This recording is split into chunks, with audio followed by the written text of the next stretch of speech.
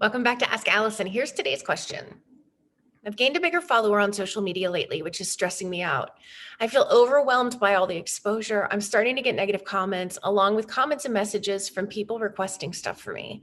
I don't plan to respond to most of them, but just seeing them takes a toll on me.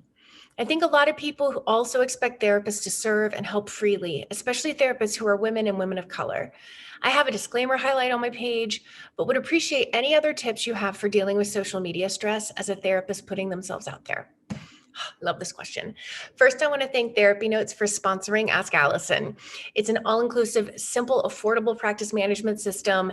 If you need some organization in your practice, you do, then I highly, highly recommend Therapy Notes. It's going to get you organized. It's going to make life easier. It's going to make it easier for your clients too.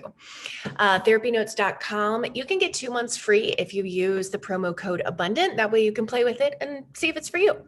They're highly rated. They make note taking so much easier. So definitely check it out. All right. So first, congrats on the positive parts of this.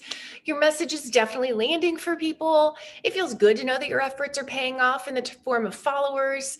That doesn't happen for everybody with social media. So good for you. You're doing something that works. The negative side is something we don't always anticipate as we get more followers. As the recipient of plenty of negative comments, I will share that some of what I've learned the hard way, I don't want you to go through, and I'll share some of those lessons. I'm also going to share a role model that I look to for boundaries around this stuff. So let's make the assumption that the negative comments are going to happen simply because it's the internet and people on the internet can be jerks. And you're doing a great job of putting yourself out there. I'm guessing you know this, but I'm going to say it just in case you or someone else needs to hear it. The haters' comments are not your fault. It hurts to be misrepresented or misunderstood, not given the benefit of the doubt. People who hate on people on the internet aren't happy people. They aren't people whose lives are fulfilling and purpose-driven and making a positive difference in the world by and large, right? So my hope is that you can see and feel that you do have a fulfilling life, that yours is a purpose-driven life, that you are making a positive difference. That's not going to take the hurt away, but it will remind you of who you are, and that you are not who some grouchy stranger is pretending that you are. So there are some commenters who are going to challenge us fairly. They may disagree with our position or how we said what we said. So I encourage you to respond to those people who are respectfully disagreeing with you, maybe challenging you in a less respectful way, but not disrespectful. I would encourage you to listen for what may be the truth. If you can clarify or apologize or debate or whatever, then by all means do that. A respectful exchange is actually really good for business. People can see that you're practicing what you preach as a therapist and communicating in a healthy way. Type like your clients are watching, even if somebody's really gotten under your skin. Now, if it's a troll-like comment or someone taking what you said way out of context or being insulting or just generally being a jerk, delete the comment and block the account. You do not owe that person the privilege of free speech on your social media page. You don't need to see what they wrote ever again. It hurt enough the first time. You don't need other people to see what they wrote. It's not contributing to the conversation. It's just negativity that's not a helpful challenge or thought-provoking or anything like this. Done and dusted, okay? Early on, I really hesitated with this more than I wish I had. I felt that it made me look like I was unable to take criticism if I deleted it.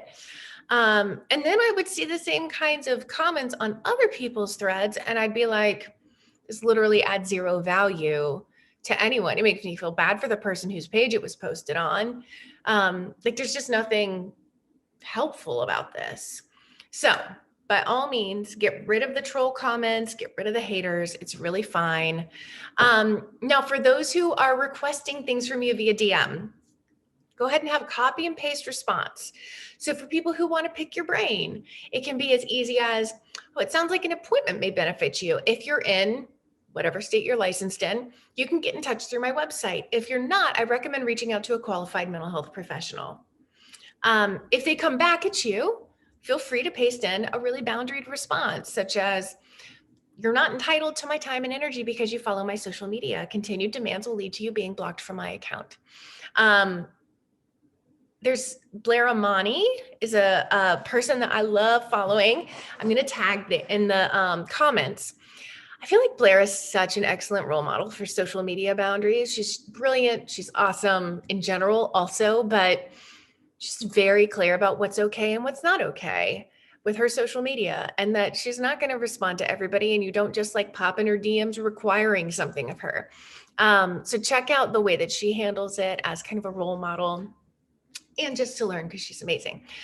You can also block your DMs so no one can DM you. You can also stay out of your DMs. Just in general, never ever push that little button. And that might be a good proactive action or protective action for you.